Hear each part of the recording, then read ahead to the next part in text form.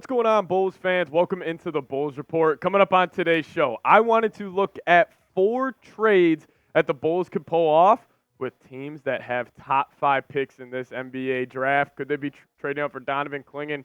Could they go all in and get the number 1 pick with Alex Sarr?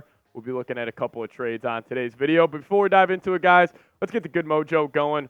We know the Bulls are one of the most boring teams in terms of making moves in all of major sports.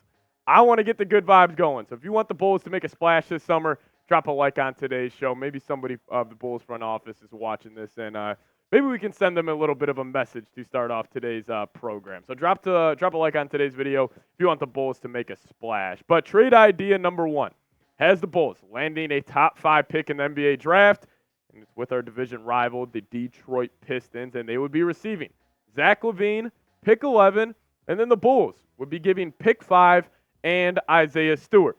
Now, if you're looking at this trade at face value, you're like, the Bulls are getting screwed. We're, giving up Zach LaVine for Isaiah Stewart to only move up necessarily 6 spots, and I understand that. But the best part of this trade is you're moving off LaVine, moving off his contract, and I think that's, besides moving off Vooch, moving off LaVine is my top priority this summer.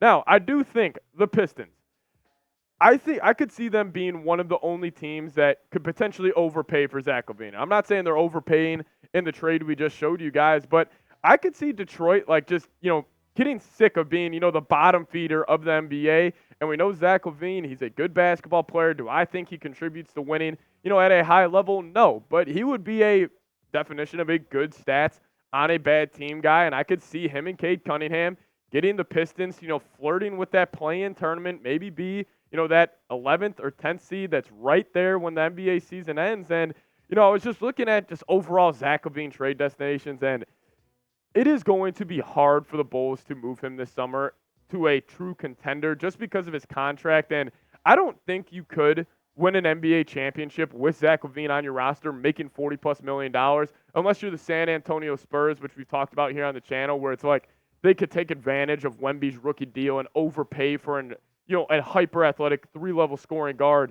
like Zach LaVine. But in terms of a team that is in the top 5 that could be interested in LaVine, I think the Pistons are one of them. So, in that trade, I just think Bulls are getting a top 5 pick. They move up, 6 spots. You also get a center in Isaiah Stewart that I like as well. But let's get to the trade idea number 2, and that is with the Houston Rockets, with the Bulls getting the 3rd pick, Steven Adams. But you are giving up Alex Caruso and the 11th pick. But, hey, you're getting a top 3 draft pick. And we'll talk about the pick here in a second.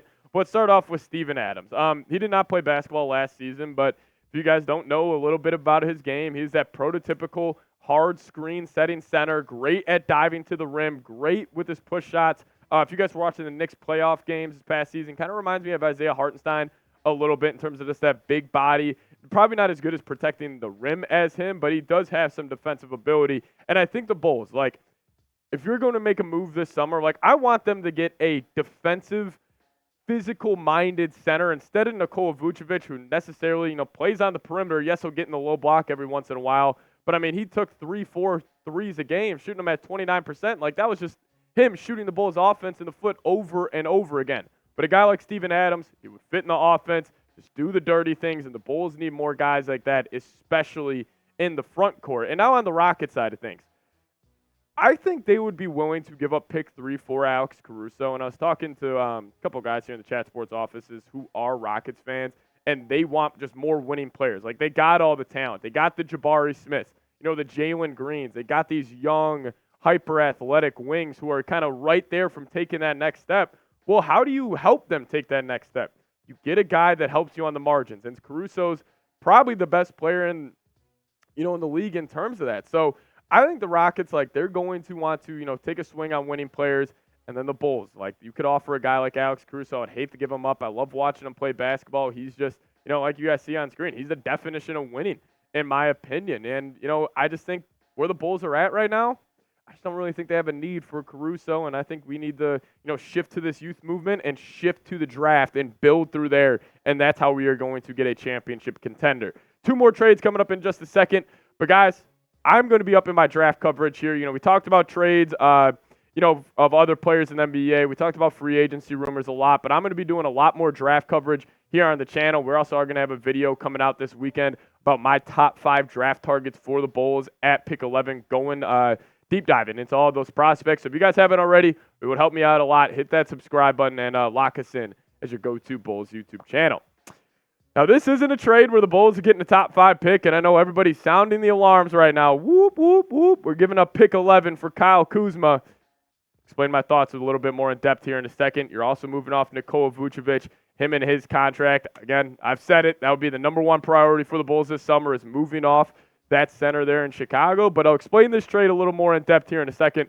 But first off, I want to give a big-time shout-out to today's presenting sponsor, and that is Prize Picks. Download the Prize Picks app and use promo code CLNS when you're making your first deposit. That's first deposit only, and we will match it up to $100 only if you use that promo code CLNS. How do you play Prize Picks? You choose more than or less than on 2 to 6 player stat projections. You guys can put your basketball knowledge to the test with NBA playoffs here, conference finals getting underway. There's no better time to be making Prize Picks lineups. And even if a game's a blowout and it may not be that entertaining, you can follow your Prize Picks lineup all the way to the finish by just tracking, does this player have more than whatever rebound total they set? It's the number one daily fantasy sports app out there, one of my favorite apps I have on my phone. So pick more, pick less. It's Prize Picks, daily fantasy sports made easy. And check out that link, prizepicks.com/CLNS, and use promo code CLNS, and we're going to match your first deposit all the way up to $100. Now, I do want to talk about Kyle Kuzma here to start off. Because that was the main piece that the Bulls were getting in this trade. And listen, Kyle Kuzma, he had a great year last year. I don't know if he's the definition of a guy that was just putting up empty calories on a bad team, but he had by far his best year of his career. He was averaging damn near 22 points a game, 5 rebounds, 4 assists. He was having a very solid year for Washington. Also pretty efficient as well. And, he had the most usage rate on that team last season. He was getting most of the shots. But the question is, with a guy like Kyle Kuzma, is this who Kyle Kuzma is? Did he take that next step in his game where he could be an efficient 20-point-a-game guy? Or is he just a good stats, bad team guy? Anytime I kind of get weary about trading, for a player that had, their best career year on a team that's necessarily been a bottom feeder of the Eastern Conference over the last couple of seasons, is he just, putting up a lot of shots, and that's why his production is so high, and it's kind of a fugazi. But, I think that's the number one question you got to answer with Kyle Kuzma is, this who he is now, or is he just a good stats, bad team guy? But in terms of that trade idea number 3, if we could actually go that real quick, I just want to look at real quick text, shout out to you. The best part of this trade is you're moving off Nikola Vucevic's contract. And, yes, I would hate giving up pick 11, no doubt about that, because I actually think there are some good players the Bulls could get at that spot. But, man, you're getting a good player in Kuzma, and you're able to move off Vooch. And, if for some reason the Bulls want to run it back again, Kyle Kuzma necessarily wouldn't be a bad choice for them. Wouldn't be what I want to do, but, hey, I saw that trade idea out there on the internet and wanted to give you guys my thoughts. This one is wild. I am really curious to see what you guys are going to have to say about this one. This is not my trade idea. I will put that out there first, but I just knew this would get a reaction. So it would be the Bulls getting the number 1 overall pick in the draft and DeJounte Murray. So you're getting a haul. And then it would be the Hawks, Atlanta, getting Coby White, our pride, our savior, Alex Caruso, and pick 11. And listen, I wanted to throw this trade up there because I knew it would get Bulls fans talking.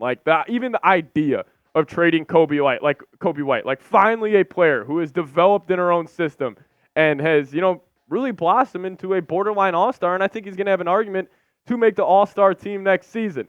I wanted to throw this trade out there and just talk about it a little bit. But, hey, the number 1 overall pick this year is going to be Alex Sarr. And, he is a super hyper-athletic big, super versatile, really athletic on the outside as well, moves his feet, phenomenally for a big fella. But coming in at 7'1", 216 pounds, has a 7'4" long wingspan. He's automatically right away going to be one of the best defensive players in the league. My pro comp for him, Jaren Jackson Jr., even just a little bit bigger. But, if he wants to meet that Jaren Jackson level, he's going to have to be a better shooter on the outside, as why I have that listed as one of his weaknesses. But his by far biggest strength is defensive upside. And, if we're looking at a couple players in the NBA right now, like Giannis, like Victor Wembanyama, he's coming up.